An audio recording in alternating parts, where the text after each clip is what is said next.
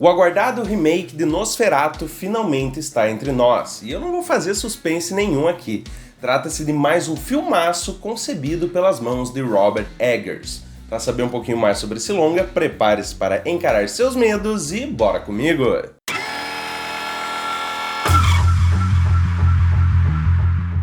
Olá, meus queridos e minhas queridas! Meu nome é Lucas Rodrigues e esse é o canal Cine Horror 101. Em 1838, o jovem agente imobiliário Thomas Hutter embarca em uma viagem para a Romênia para tratar de negócios com o misterioso Conde Orlok em seu remoto castelo. Enquanto isso, na Alemanha, a jovem esposa de Thomas, Ellen, passa a sofrer com convulsões inexplicáveis, estranhos pesadelos e sonambulismo. Coisas estas de alguma forma relacionadas ao misterioso cliente de seu marido e com o próprio passado da garota. Quem conhece a história de Nosferatu, o filme clássico lá de 1922, sabe se tratar de uma adaptação cinematográfica não oficial de Drácula, de Bram Stoker. O filme, porém, ganhou uma fama muito própria ao se tornar um marco dentro da história do cinema de horror como um dos primeiros filmes do gênero, ganhando inclusive diversas refilmagens ao longo dos anos. A mais recente, tema do vídeo de hoje, foi escrita e dirigida por Robert Eggers, um dos maiores nomes do cinema de horror contemporâneo, e o resultado não poderia ser outro. Estamos diante de um dos melhores filmes de terror dos últimos anos, uma obra sombria, macabra e perturbadora. E antes da gente começar a falar desse filmaço, aproveita aí e confere se tu já tá seguindo aqui o Cine Horror 101, um canal feito de fã de terror pra fã de terror. Aqui eu tô sempre falando de terror, desde os últimos lançamentos até filmes clássicos, sempre com muita, mas muita dica de filme pra ti aí nunca ficar sem ter o que assistir quando bater aquela vontade de ver um bom filme de terror. Agora sim, sem mais delongas, bora falar de Nosferatu. Uma das principais características da ainda curta filmografia do Robert Eggers é a sua preocupação com a fidelidade histórica. Vimos isso em todos os seus 3 filmes até o momento: A Bruxa, de 2015, O Farol, de 2019 e principalmente O Homem do Norte, de 2022. E agora em Nosferatu não é diferente. Tanto que a primeira coisa que chama atenção no filme é a sua ambientação, que alterna entre uma rica reconstrução da vida urbana da Europa na primeira metade do século XIX e as gélidas paisagens rurais do leste europeu, onde predominam costumes antigos e crendices do povo local, sendo justamente desse nicho folclórico que brota toda a mitologia dos vampiros a ser trabalhada ao longo do filme. O castelo do Conde é um espetáculo à parte, cheio de escadas tortuosas, corredores estreitos e cantos escuros que são muito bem utilizados para despertar no público uma forte sensação de inquietação e insegurança, principalmente depois que somos de fato apresentados ao antagonista, a sua voz, os seus trejeitos, a sua presença sempre amparada pelas sombras. Tudo isso contribui para criar essa figura misteriosa e ameaçadora que é, afinal de contas, o grande destaque desse filme. Mas a gente deixa para falar especificamente disso mais tarde. Paralelamente a isso, acompanhamos a degradação física e mental dos personagens sob influência de Orlok, principalmente a Ellen, magistralmente interpretada pela Lily Rose Depp. Na relação entre ela e o Conde fica latente um forte teor de perversão sexual e abuso, algo que, da forma como é retratado no filme, lembra uma possessão demoníaca. E é justamente nessa forma de retratar essas questões relacionadas a traumas e abusos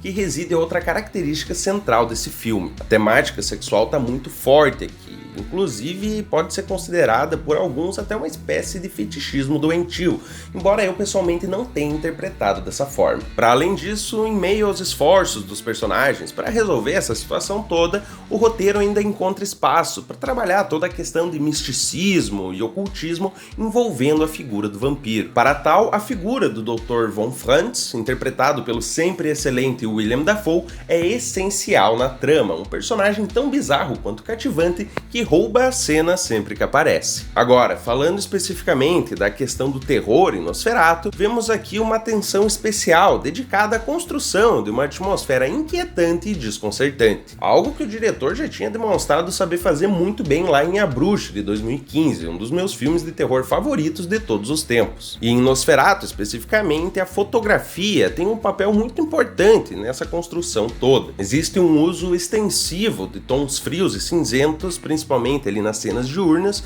que contrastam com os tons mais quentes de luzes bruxuleantes de velas e fogueiras para as cenas noturnas. Isso é claro sem mencionar as cenas em que predomina a luz da lua, sempre pintada num tom azulado, carregado de melancolia e morbidez. E uma vez estabelecida essa atmosfera toda, quando chega a hora de botar medo mesmo, Eggers demonstra que também sabe fazer jumpscares de qualidade, ou seja, sem exagerar na quantidade e sem fazer aquele uso trapaceiro da trilha sonora para conduzir o espectador ao susto. Inclusive eu destaco aqui, dentro dessa parte da construção da cena para levar ao jumpscare, um excelente uso de traveling em alguns momentos. Para quem não sabe, traveling é aquela técnica cinematográfica em que a câmera se move pelo espaço, acompanhando os personagens ou o seu ponto de vista. E nesse ponto, creio que também tenha sido crucial a decisão sempre acertada de não mostrar demais o monstro, um pecado que diversos filmes, principalmente nos últimos anos, vem cometendo cada vez mais. Eggers, pelo contrário, toma cuidado para deixar o Nosferatu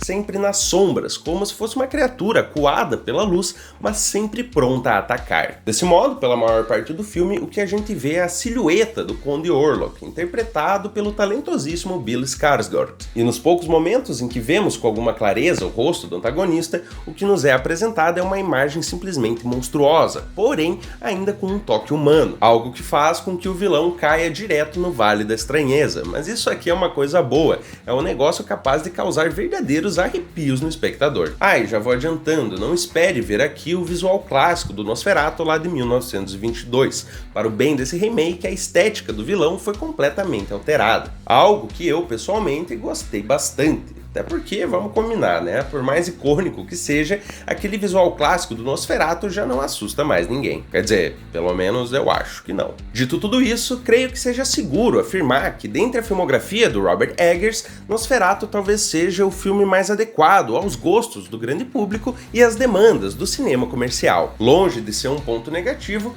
creio que seja interessante mencionar isso aqui justamente para destacar a versatilidade do diretor, que por alguns ainda pode ser considerado diferentão demais por conta de filmes como A Bruxa e O Farol. Aqui em Nosferatu, por outro lado, ele demonstra que também é capaz de fazer algo mais acessível aos fãs do cinemão do shopping center. Então, se você aí não é muito fã dessa vibe diferentona do Robert Eggers, se assistiu outros filmes do diretor e não curtiu muito, pode ir tranquilo assistir Nosferatu, que eu garanto que aqui isso não é um problema. Ou talvez seja, né? Também depende aí do teu gosto, mas de minha parte é uma recomendação sem ressalvas. Em resumo, Nosferatu de Robert Eggers é uma obra sombria de horror gótico embebida em melancolia e morbidez, fortemente temperada com perversão sexual e muito bem assentada numa ambientação histórica impecável. Mais uma grande obra para a filmografia de um diretor que, apesar de sua curta carreira, já tem seu nome consolidadíssimo entre os maiores do horror do século XXI. Eu, pessoalmente, mal posso esperar pelos próximos filmes desse cara, porque em Robert Eggers eu confio. E bom, por hoje era isso, meus queridos e minhas queridas. Muito obrigado por ficarem aqui comigo até agora